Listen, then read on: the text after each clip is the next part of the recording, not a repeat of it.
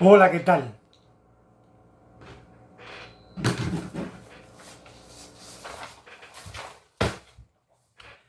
Carta 11. Vidas ejemplares. Querido hijo, en mi carta anterior te hablé de la integridad y de cuán necesario es poseer esa virtud en alto grado. En esta quiero referirme a algunos personajes que con toda justicia podrían ser presentados como ejemplos de integridad. Comprenderás que no podría citar a todos los que lo merecerían, pero no, para que lo que he de decirte quepa en esta carta, me ceñiré a solo dos de los personajes que se destacan en la Sagrada Escritura. Acabo de mencionarte que las personas que voy a citarte pueden ser consideradas como ejemplos de integridad, pero no quiero que esto te dé una falsa idea acerca de lo que quiero decir. Cuando hablo de ejemplos, aunque estos procedan de la Sagrada Escritura, no significa de ninguna manera que sean personajes intachables y perfectos. No, todos ellos tienen sus luces y sus sombras, sus cumbres y sus abismos. Pero la Sagrada Escritura los presenta exactamente como fueron, para que sepamos que si ellos, a pesar de su humanidad, alcanzaron un nivel de vida envidiable, también nosotros podemos alcanzarlo. Acercarse a esas vidas para contemplarlas de cerca es como abrir frente a nosotros un amplio ventanal que nos presenta un panorama de contrastes extraordinarios y en el cual puede admirarse la sempiterna presencia de Dios y su poder extraordinario.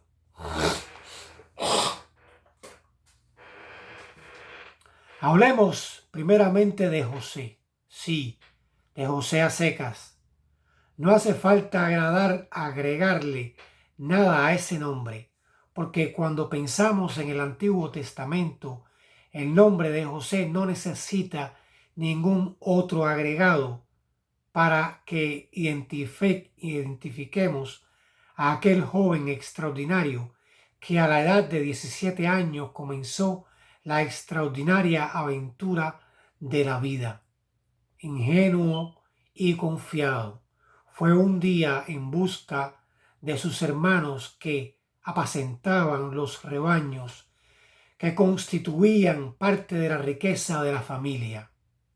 Pero aquellos hermanos perversos y mal aconsejados por los celos se arrojaron sobre él y tras una tentativa de quitarle la vida lo vendieron a unos mercaderes ismaelitas que iban rumbo a Egipto. Convertido en una cosa desde que carecía de toda libertad y habían hecho de él algo comprable y vendible, José, mientras con sus flamantes amos se alejaba al paso lento de los camellos, pudo ver a lo lejos la casa patriarcal, los árboles familiares, los lugares donde había transcurrido su infancia. Comprenderás, hijo mío, que es imposible tratar de describir el dolor, la angustia, la desesperación, la suprema soledad que debió experimentar José. Trata, sin embargo, de imaginarla. Ubícate mentalmente en su lugar. Suponte odiado por aquellos a quienes tú amaste con sincera ingenuidad. Suponte arrancado cruel y súbitamente del lado de tus padres a quienes amas tiernamente. Suponte convertido en esclavo para quien solo hay azotes y órdenes groseras. suponte llevado por amos sin alma a algún lugar remoto que no conoces y del cual tienes la certidumbre de que no volverás nunca. ¿Ves cómo ahora dentro de ti cobra vida la vida de José? Pero, y aquí está lo extraordinario, todas estas circunstancias que habrían hecho flaquear a muchos y les habrían quitado no solo la inocencia, sino también la confianza en los hombres y en Dios, fueron para José algo así como un acicate. Recordó la vida y los consejos de sus padres a quienes tanto amaba y sintió que había llegado el momento de poner en práctica las enseñanzas que había recibido de ellos y resolvió ser fiel e inquebrantable frente a toda circunstancia y no ceder jamás ante tentación alguna.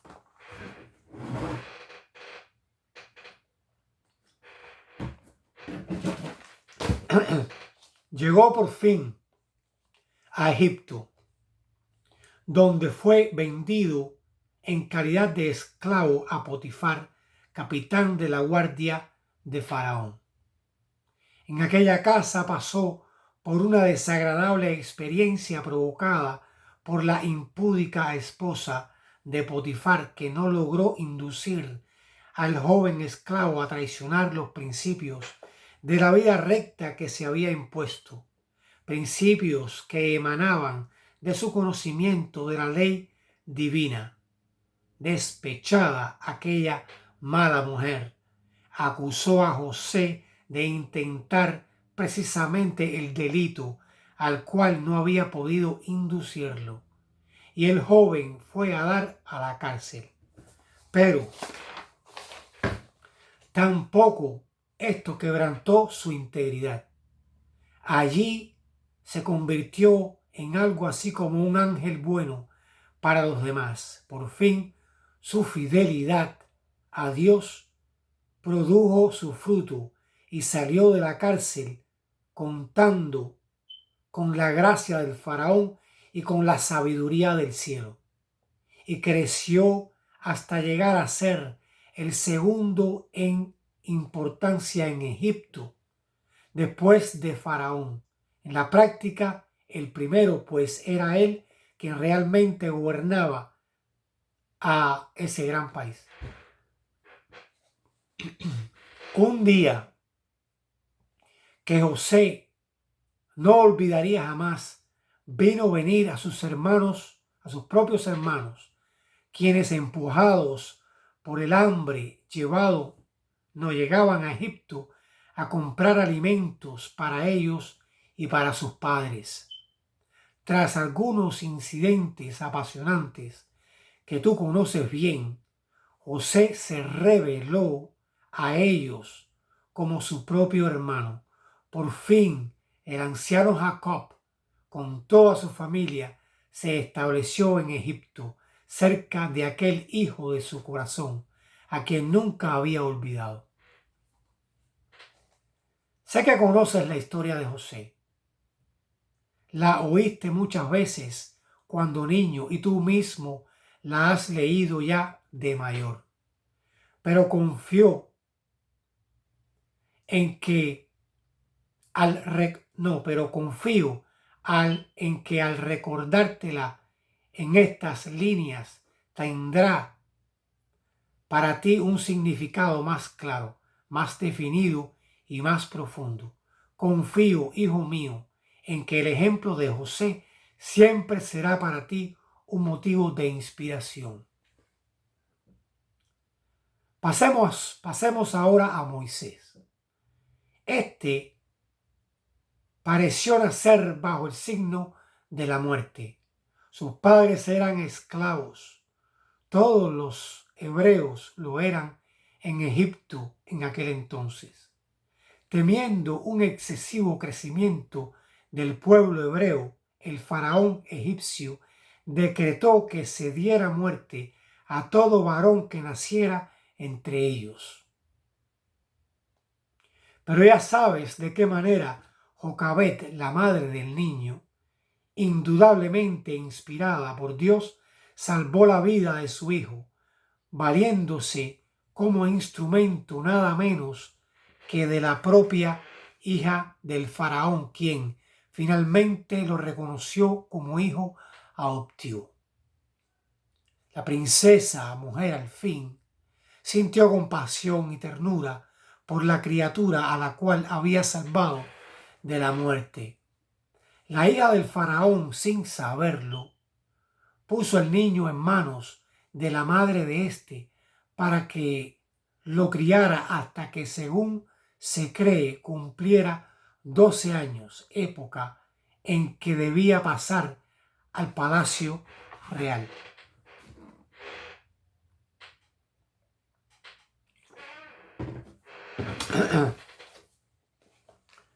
Doce años no son mucho tiempo, pero bastan para que una madre abnegada ponga en su hijo la semilla del bien y del cristianismo que nada ni nadie podrá desarraigar después. Jocabet, madre de Moisés, es la mejor evidencia de esa verdad.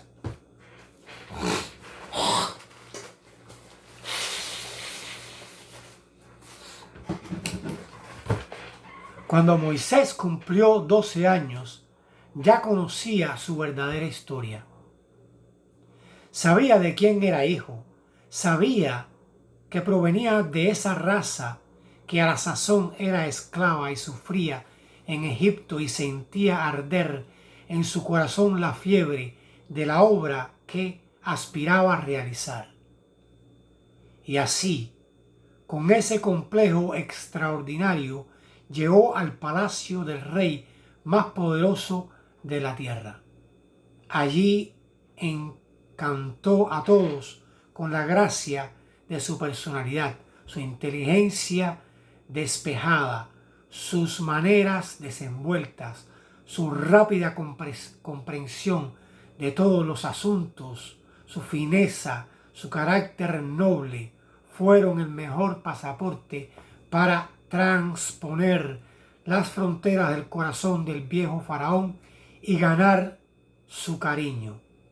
En cuanto a su madre adoptiva, de más está decir que veía solo por los ojos de su hijo. A medida que crecía, el joven Moisés iba nutriendo su mente con todos los conocimientos que en aquel entonces podía adquirirse y que, dicho sea de paso, no eran pocos. Conoció las artes y las ciencias, conoció las leyes de los hombres, las de Dios ya las conocía. Y como el rey determinara que Moisés habría de sucederle en el trono, el joven hubo de conocer a fondo la religión egipcia, puesto que el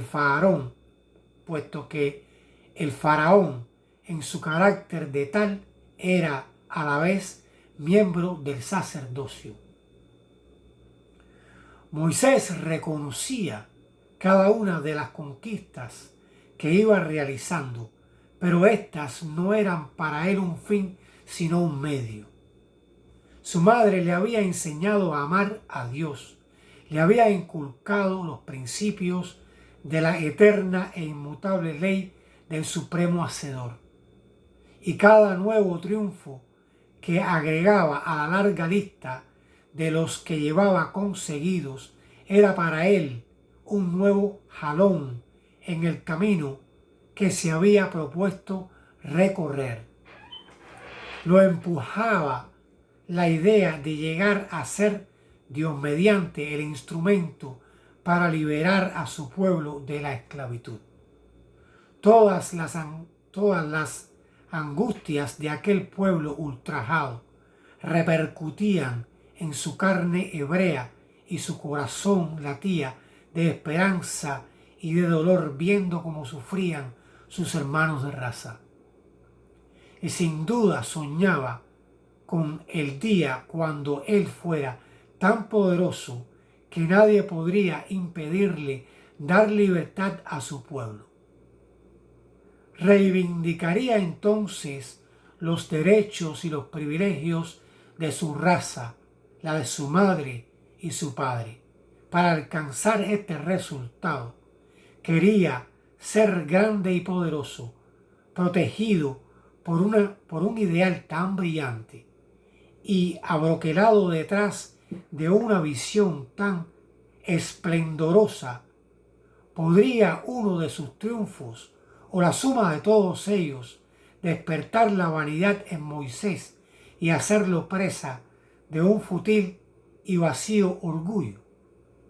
No, Moisés estaba por encima de todo eso. Su peligro era de otra naturaleza.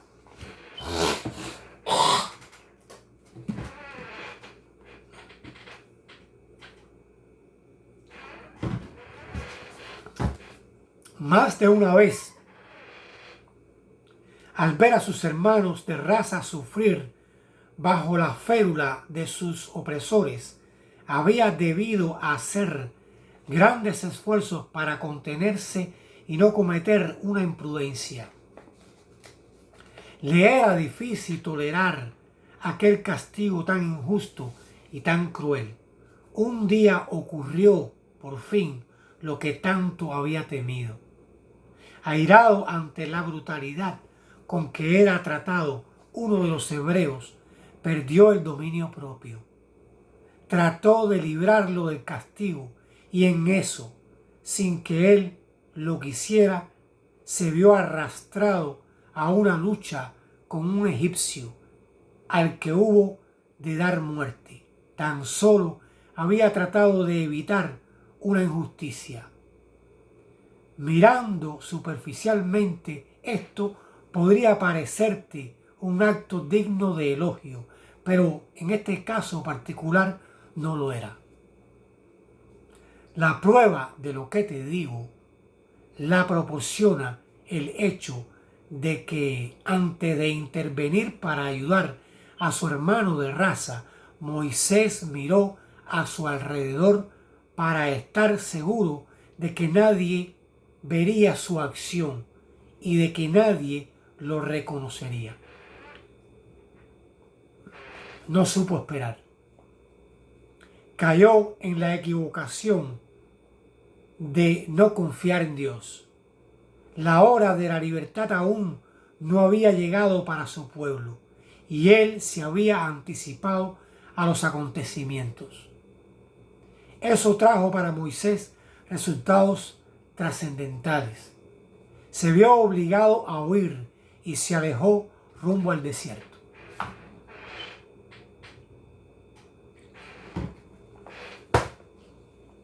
Pobre Moisés, cuánto sufrió al principio en aquella vasta soledad. De príncipe heredero del trono más poderoso de la tierra, se vio convertido de la noche a la mañana en un simple pastor de ovejas. No estaba acostumbrado a la vida del campo. Él, que solo había conocido las comodidades y el refinamiento de la corte, supo del estío abrasador del desierto, supo lo que eran el viento helado y la nieve. Conoció todas las inclemencias de la vida natural. De nada le sirvió allí su falsa ciencia. Pero las ovejas que cuidaba le enseñaron tolerancia, paciencia y comprensión de las debilidades ajenas. Las ovejas le enseñaron a Moisés a ser el gran pastor de Israel. La inmensa serenidad del desierto fue penetrando poco a poco en su alma, ensanchándosela y dándole la grandeza que requería su obra futura. Moisés aprendió allí a reconocer a Dios en todo lo que lo rodeaba y su alma alcanzó proporciones extraordinarias porque no hay maestro que enseñe más que las obras de la naturaleza. Allí en aquel desierto inmenso, Moisés aprendió a no ser nadie, aprendió a esperar y a darle a Dios el primer lugar en todo. ¿Cuán extraordinario es esta etapa? No. ¿Cuán extraordinaria es esta etapa de la vida del gran patriarca?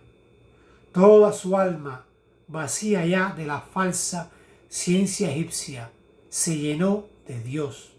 Vio al Creador en todo lo que le rodeaba, en la flor que trataba de no hollar con su pie, en el arroyo al cual llevaba sus ovejas para abrevarlas, en la lluvia que hacía crecer los pastos de que se alimentaban sus rebaños, en el viento que unas veces era apacible y suave como una caricia y otras tan violento que desgajaba y arrancaba de raíz árboles que parecían estar allí para perpetuarse por toda la eternidad. Moisés aprendió a ver a Dios en el parpadear de las estrellas que contemplaba en aquellas noches de estío en que permanecía con sus ovejas en la inmensa y tibia soledad del desierto de Madián. Dios, solo Dios, primero Dios, siempre Dios. Y ya sabes que no fueron pocos los años que pasó en el desierto, 40 en total, que tampoco fueron los menos intensos de su vida. En Egipto todo había sido ficticio y aparente, todo había sido exaltación y falso esplendor, mientras que los años del desierto fueron hondamente sentidos y aprovechados por Moisés. Después de esos 40 años, la obra del gran patriarca fue la del hombre maduro que sabe lo que quiere por lo que ha experimentado y por lo que ha sentido.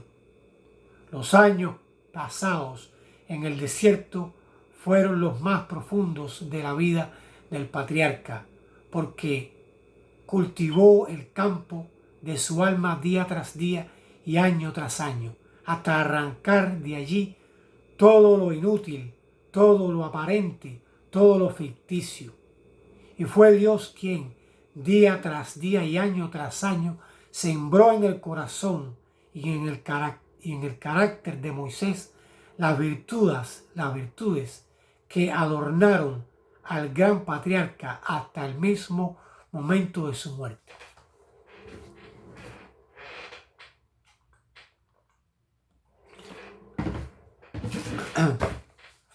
Luego, ya lo sabes, cuando llegó el tiempo de que el pueblo hebreo se saldría de la esclavitud, Dios llamó a Moisés para que volviera a Egipto. Este se resistió en un principio hasta que por fin obedeció al gran Yo Soy.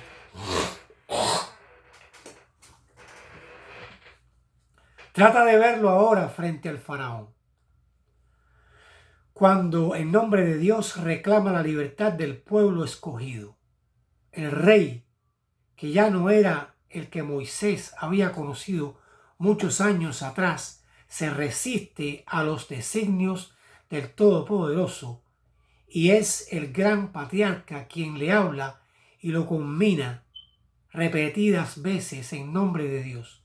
Finalmente sale a la cabeza de su pueblo, mientras los egipcios sufren las consecuencias de su propia terquedad. Contempla a Moisés frente al Mar Rojo, obstáculo aparentemente insalvable para el pueblo. A los lados estaban las montañas y detrás el implacable enemigo que lo perseguía.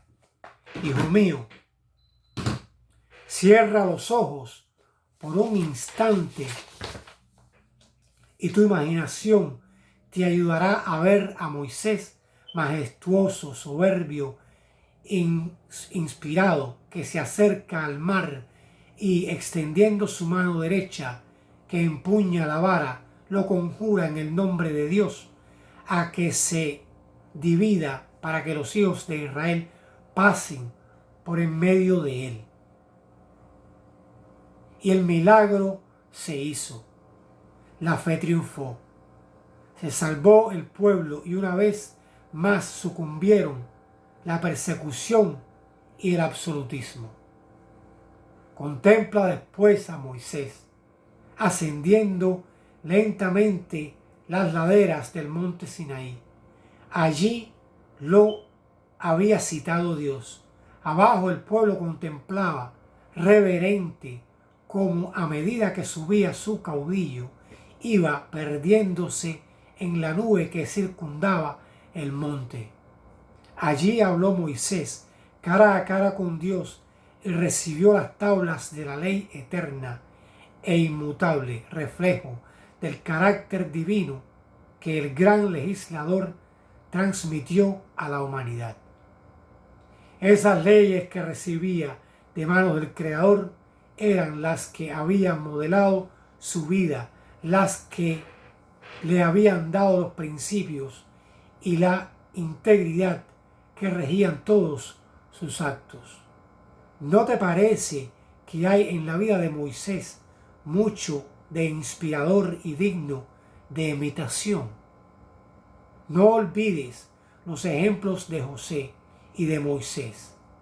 Cuanto más los contemples, más hermosos te parecerán. Aprende a triunfar de la manera como ellos triunfaron.